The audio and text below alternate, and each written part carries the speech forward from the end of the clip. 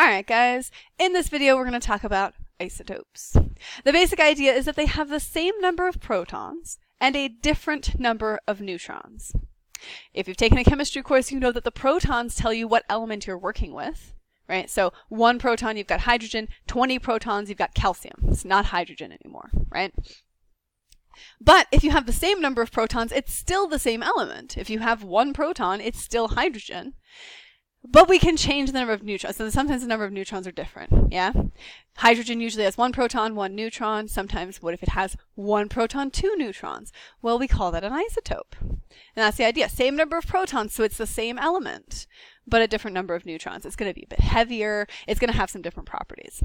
And sometimes we can use those properties to our advantage. So, radiocarbon dating, you guys have probably heard of this. How does it work? Well, some of these isotopes become radioactive, and they decay at a very predictable rate. They have something that we call a half-life.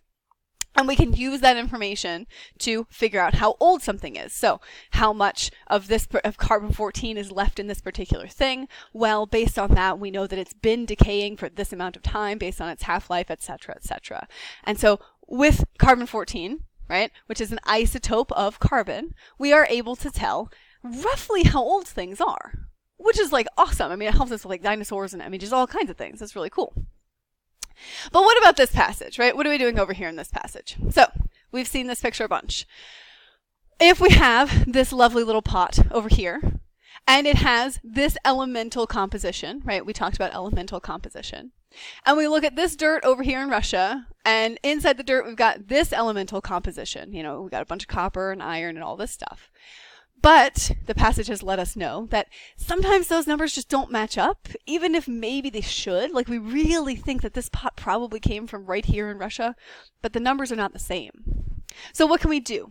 Well, it turns out that even if the amount of lead is different, so in this in this source over here, there's, roughly 6% of it is lead. And over here in the pot, almost 9% of it is lead.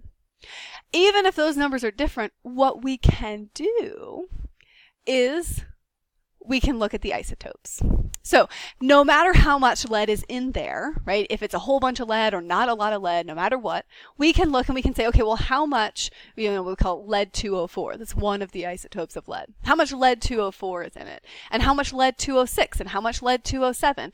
And if this composition, this percentage makeup, right, matches over here, yeah, so the lead in here has exactly this percentage breakdown, and then the lead in here, this lead, 6%, okay, but still, this lead in here also has this same percent breakdown. If those match, then it doesn't matter anymore what the elemental composition is. Now, the passage mentions all kinds of reasons why that's super fancy. You are going to have to tell me why that's super fancy very, very soon. But the big thing that we want to understand is that sometimes the isotopes, in this case, don't get changed, even though the elemental composition is changing. So the elemental composition, it started out as this, and you had this much lead, and now all of a sudden we've got more lead and, less iron and more copper and whatever, blah, blah, blah. But even though all that stuff changed, the type of lead that's there is still identical, right? Even though there's more of it, it's still the exact same type of lead. And this is its chemical makeup. So let's use this information and let's go attack the next couple of questions.